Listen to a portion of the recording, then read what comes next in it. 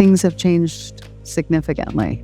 I think people are ready for monumental, transformative change. Yeah, I think we've got our priorities stacked wrong. So environment is the right word. Climate is a part of it. Ecocide is the more important word that we should be focusing upon. There's no silver bullet to either the climate crisis or the biodiversity crisis. It requires a ton of people across industries, across countries, and across expertise working in all these different ways together toward this same goal, to realign the economy with the natural worlds. What is controlling us? What is our belief systems? Because we can talk about all of the manifestations of our lifestyles and our choices, but what's underneath that? Values and beliefs. There's no techno solution that's going to save us from our belief systems. And it's not just about climate, it's about oceans, it's about land, it's about biosphere, it's about space, and all of those things in between. Nature is the technology, right? Photosynthesis is the technology. We have these incredible machines that sequester carbon, regenerate themselves, and have all these co-benefits for humanity and other species. Why don't we harness this technology that's been under development for billions of years?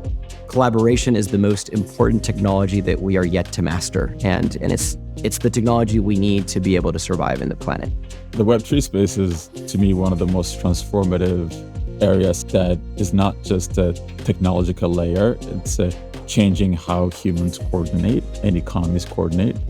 And it really woke me up to the fact that people wanted a different philanthropic model. People wanted to see what Web3 could do for philanthropy. How does Web3 learn from nature around what regenerative systems look like?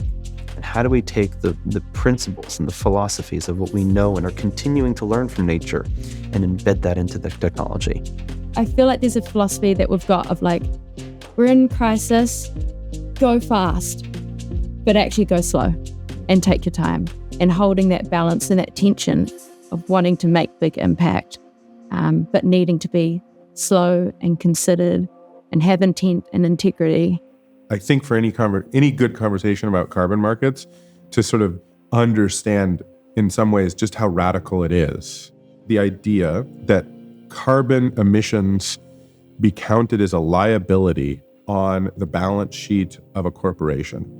Tiuruwera Act 2014, and that act acknowledges that Tiuruwera is ancient, enduring, a fortress of nature, alive with history, and that she is no longer a national park, which happened in the 50s, and that she now owns herself. She's a legal person. And so another way of saying what I do at work is I tell people I build tools to do the opposite of punishing people for polluting. We build tools to compensate people for healing. Especially now, because the jig is up. Our economic system is crashing, rightfully so. I think we're on the cusp of a huge breakthrough with that, and I'm so grateful you're working on it. Gratitude for everybody filming this and putting this together. Gratitude for bringing these conversations and making it available to everyone free online. I think it's very important.